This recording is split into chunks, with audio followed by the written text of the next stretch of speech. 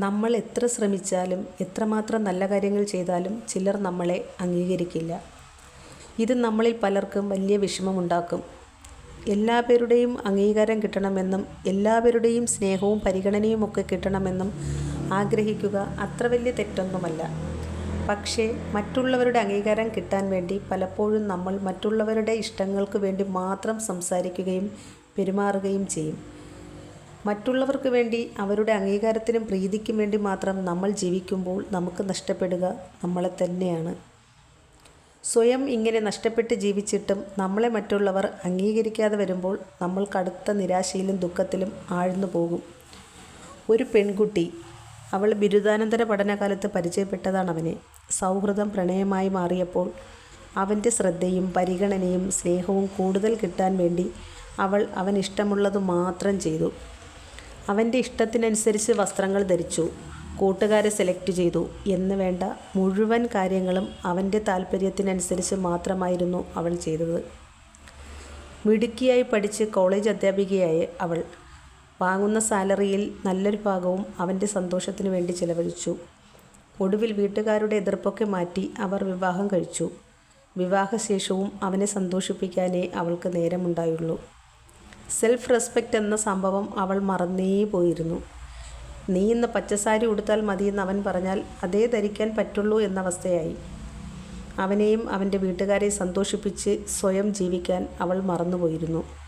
എന്തൊക്കെ ചെയ്തിട്ടും തിരികെ കിട്ടിയിരുന്നത് അവഗണന മാത്രമായിരുന്നു. ഒടുവിൽ കുറച്ചുനാൾ കാലൊടിഞ്ഞ് സ്വന്തം ചേച്ചിയുടെ വീട്ടിൽ പോയി താമസിച്ചപ്പോഴാണ് അവൾക്ക് റിയലൈസേഷൻ ഉണ്ടായത്. തൻ്റെ 21-ാം വയസ്സിൽ നഷ്ടപ്പെട്ടു പോയ തന്നെ തിരികെ കിട്ടാൻ അവൾക്കൊടുവിൽ കൗൺസിലിംഗ് വേണ്ടി വന്നു. ഒരു വട്ടമല്ല, പലവട്ടം. ഇപ്പോൾ അവൾ അവൾക്ക് വേണ്ടിയും ചിരിക്കുന്നുണ്ട്, കഴിക്കുന്നുണ്ട്, വസ്ത്രം ധരിക്കുന്നുണ്ട്, അവൾക്ക് വേണ്ടി ജീവിക്കുന്നുമുണ്ട്. പലരും, പ്രത്യേകിച്ചും സ്ത്രീകൾ, അവരുടെ ഇഷ്ടഭക്ഷണം, ഇഷ്ടവസ്ത്രം, ഇഷ്ടവിനോദങ്ങൾ, എന്തിനേറെ ഇഷ്ടമുള്ള പോലെ ഒന്ന് ചിന്തിക്കാൻ കൂടി സാധിക്കാത്തവരാണ്. തൻ്റെ പങ്കാളിക്ക് വേണ്ടിയോ താൻ ഏറെ ഇഷ്ടപ്പെടുന്നവർക്ക് വേണ്ടിയോ ഒക്കെ അവർ അവരെ തന്നെ മറന്നും ത്യജിച്ചും മറ്റേയാളുടെ ഇഷ്ടത്തിനും താല്പര്യത്തിനും സൗകര്യത്തിനും വേണ്ടി ജീവിക്കും. എന്നിട്ടും അവിടെ നിന്നും അവഗണിക്കപ്പെട്ടാൽ വിഷാദത്തിലേക്കും സ്വയം ഹത്യയിലേക്കുമൊക്കെ ജീവിതത്തെയും ജീവനെയും തള്ളിവിടും.